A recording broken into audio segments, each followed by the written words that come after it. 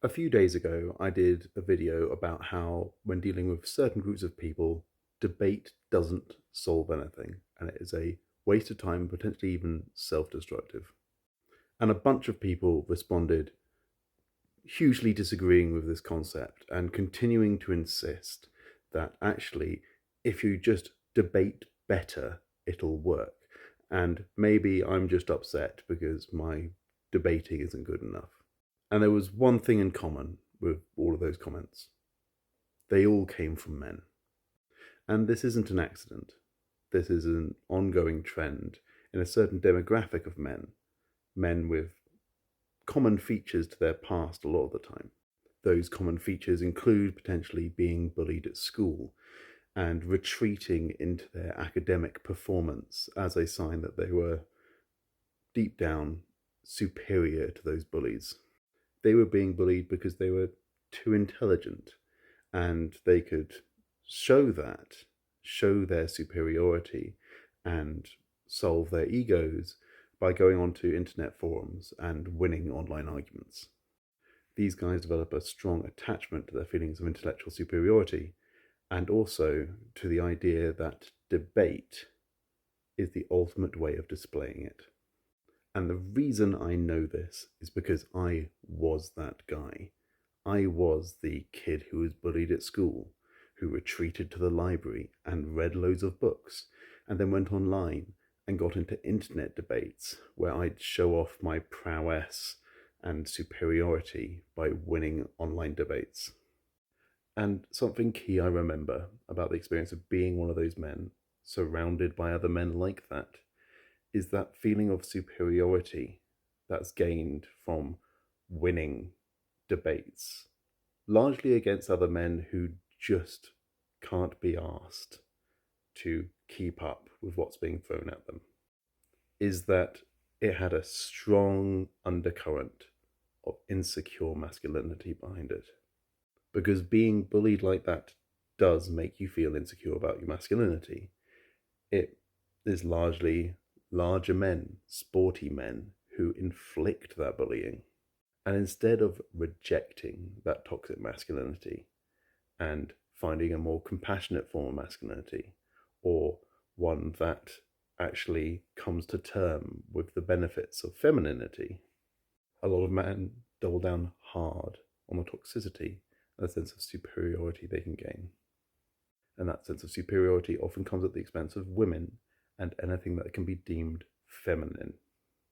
So they cling hard to the intellectualization of any discussion, any debate, at the expense of soft skills, at the expense of learning how to interact with and learn how people to respond to things on an emotional level, with reading social cues, learning how to engage with someone on a level that matches their identity, learning the emotional levers you can pull to actually draw someone over to your perspective, learning that when it comes to a debate where you have an audience, you're not actually trying to beat someone down with the strength of your ideas, you're trying to convince an audience, and that requires knowing that audience, learning how they work, and learning what might win them over. But you see, that's a problem for many of these guys, because for many of them, the reason they were bullied had nothing to do with their intelligence, and far more to do with their complete lack of soft skills. And yes, there are many reasons that this happens, and it does often come down to how well you can conform to the expectations of the society that exists around you as a kid. I was one of those kids who didn't fit in, and I'm telling you now, I was never bullied for being too intelligent. Many kids like me, deeply insecure, who fled online in order to win debates, feel superior, and cover up that insecurity, never managed to move past that point. Or for many of them, still cling to the myth they use to solve their insecurity. The idea that if you're more intelligent, know more, know better arguments, know how debating works, know the logical fallacies, you can simply pummel your opponents into submission with debate, and everyone around you will clap as you demonstrate your clear superiority over your opponent. And there is one arena that works on, the arena where the audience of those debates is made up of those exact same people. Is there any surprise that so many who became addicted to this sense of superiority were so easily won over by the myths and conspiracies of the alt-right, when it was not only just everyone else who they saw as intellectually inferior to them, who they're superior to, but also many other groups of people, if they could cling to certain myths that claimed that they were superior in some way to them. Because much as they would hate to admit it, because they believe they are purely logical creatures, and they believe everyone else is too, which is why they win debates, and why winning debates means everyone will agree with them. They, like everyone else, are emotional creatures, and they are easily swayed by arguments by other people, which don't look at the logic, don't care about the logic. What they care about is winning over the audience. And they identify many in this group of guys as being very easily won over as an audience if they just keep telling them, you are superior. If they keep putting a protective shield around that fragile ego and that insecure, toxic masculinity that they've had wrapped up inside them ever since they were bullied as kids. Because they might declare that everyone can be won over by a strong enough logical argument, when the reality is that even they are easily swayed by arguments that play directly to their emotions and their emotional weaknesses.